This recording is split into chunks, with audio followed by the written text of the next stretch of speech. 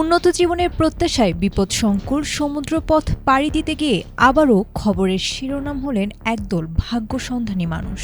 চরম অনিশ্চয়তা আর জীবনের ঝুঁকি নিয়ে বিপজ্জনক পথ পাড়ি দেওয়ার সময় আন্তর্জাতিক উদ্ধারকারী দলগুলোর নজরদারিতে উঠে এসেছে একের পর এক অভিবাসন প্রত্যাশীদের নৌকা। ভূমধ্য সাগরের উত্তাল তরঙ্গে ভাসতে থাকা তেমনই কিছু মানুষকে সম্প্রতি নতুন জীবন ফিরিয়ে দিয়েছে গ্রিক কোস্টগার্ড। দক্ষিণ গ্রিসের ক্রিট দ্বীপের কালিলিমেনেস বন্দরের কাছে মঙ্গলবার দুটি সংকটাপন্ন নৌকা দেখতে পায় ইউরোপীয় ইউনিয়নের একটি ড্রোন। বার্তা পাওয়ার পরপরই দ্রুত অভিযান চালিয়ে দুটি নৌযান থেকে মোট ৭৯ জন অভিবাসন প্রত্যাশীকে নিরাপদে উদ্ধার করা হয়। প্রথমে ৮৫ জনের কথা বলা হলেও পরে কোস্টগার্ড সঠিক সংখ্যাটি নিশ্চিত করে। উদ্ধার পাওয়া ব্যক্তিদের মধ্যে অন্তত ২ জন নারী ও ২টি শিশু রয়েছে। তাদের মধ্যে যুদ্ধবিধ্বস্ত সুদানের অধিবাসীদের পাশাপাশি বাংলাদেশি নাগরিকরাও রয়েছেন, যা ইউরোপীয়মুখী বিপজ্জনক এই রুটে বাংলাদেশিদের উপস্থিতির ধারাবাহিকতাকে নির্দেশ করে।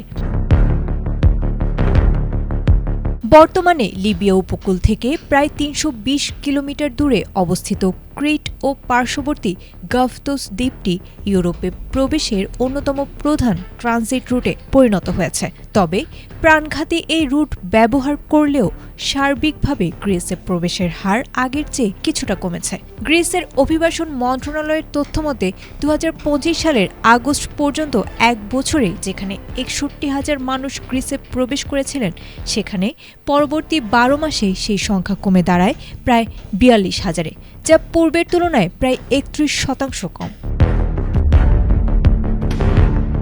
ইউরোপ জুড়ে অভিবাসন বিরোধী রাজনৈতিক প্রভাব বৃদ্ধির প্রেক্ষাপটে কঠোর করা হচ্ছে নীতিমালা। অবৈধ অনুপ্রবেশ ঠেকাতে ইউরোপীয় ইউনিয়ন লিবিয়ার মতো ট্রানজিট দেশগুলোর সাথে হাত মিলিয়ে কাজ করছে। গ্রিসের অভিবাসন মন্ত্রী থানোস প্লেভরিসও অনুপ্রবেশ রোধে জিরো টলারেন্স নীতি গ্রহণ করেছেন। এমনকি ইইউ এর সীমানার বাইরে রিটার্ন হাব বা প্রত্যাবাসন কেন্দ্র স্থাপনের লক্ষ্যে জার্মানি সহ একাধিক দেশের সাথে নীতিগত আলোচনা চালিয়ে যাচ্ছে গ্রিস।